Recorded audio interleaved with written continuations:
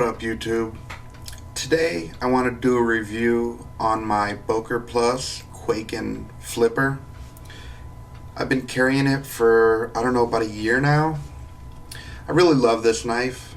It's nice and compact. You know, it's almost as wide as it is thin. And it's got a good pocket clip. The only downside is this receiving part of the pocket clip here is very tiny, so it can be a little bit difficult to get it started onto your pocket. And you know, that's one of the things that I look for as a long time, you know, folding knife carrier. You can get this in carbon fiber scales on the outside here. You can get it with micarta scales, which is canvas with dipped in polymer. Really tough shit. This here is titanium scales, so the outside of this is titanium. All of them have a different price point. They're about $20 off from the other ones. There's another Boker Kwaiken that's not a flipper. I would recommend that you get the flipper because the other one just has a little thumb notch, like old school style. I love that it's pointed here, kind of doubles as a glass breaker. I always love it if it has a lanyard hole, which this does. This flipper here is one of the smoothest, easiest to deploy flippers that I've ever owned.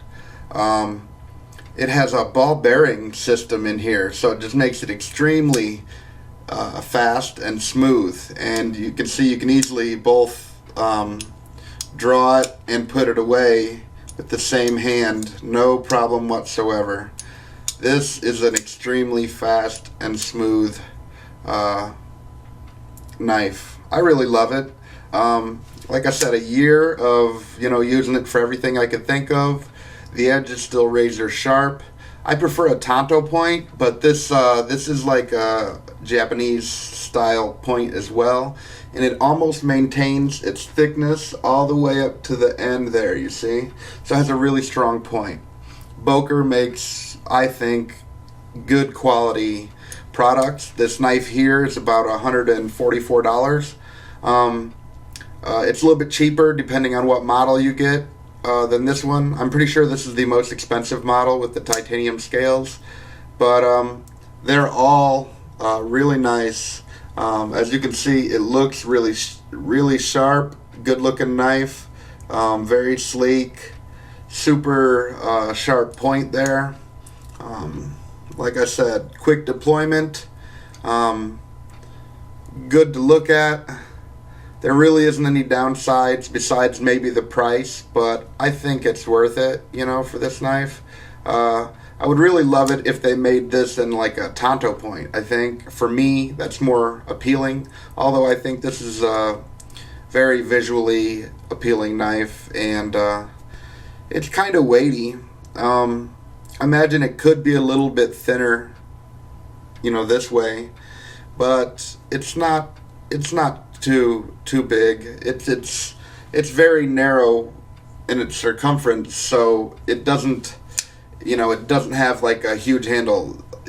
In my opinion, you should want the thinnest handle possible. I mean, to a degree, because the smaller the handle is, the more surface area of your hand you have around it, the less likely you are to lose grip, to get it jarred away from your hand, to slip. The more surface area you have touching it, the better your grip, and that's the bottom line. And that's what I say with all knives. That's the reason I have an issue with certain knives. Like, for instance, just to give one example, the classic K-bar style knife. I really love the K-bar, really strong, good shit, been making it for a very long time. But if you look back at the really early, like Vietnam era ones, the handle is nice and thin. But then when you look at the more modern K-bar, the handles are very thick. I mean, like super thick, to the point where I think it's getting a little bit ridiculous how thick those handles are.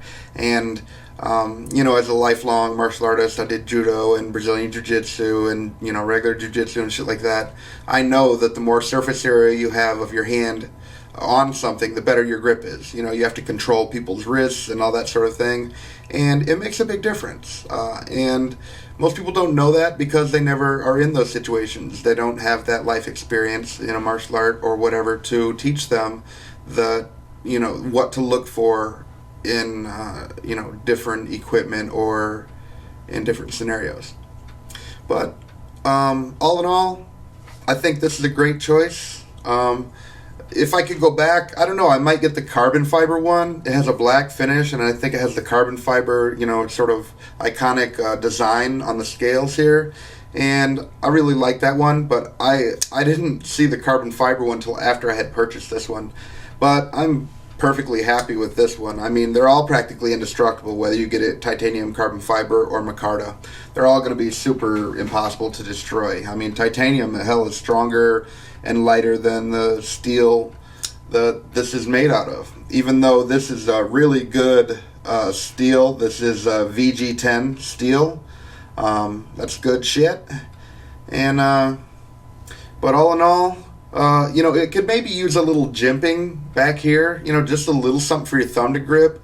Because if you ever went to stab with this, it's probably going to stab really easily, but, you look at the flipper part, your finger could slip right up onto the blade over that. And a little bit of jimping here or on the back here probably wouldn't be, a detriment. And who knows, I might add it myself eventually. A lot of times I mod my own stuff, so...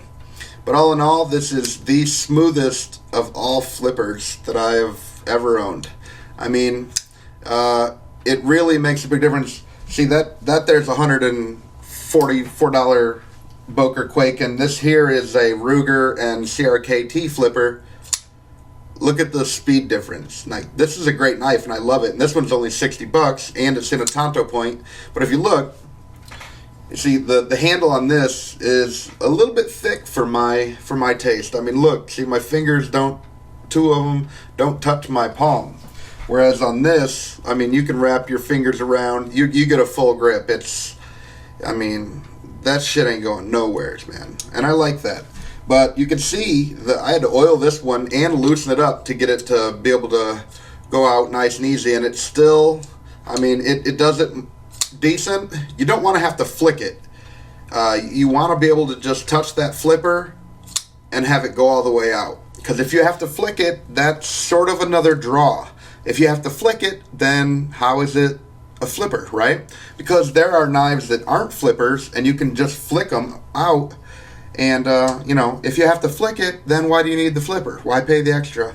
But I would recommend a flipper over almost any other kind, even an automatic. I've said this before.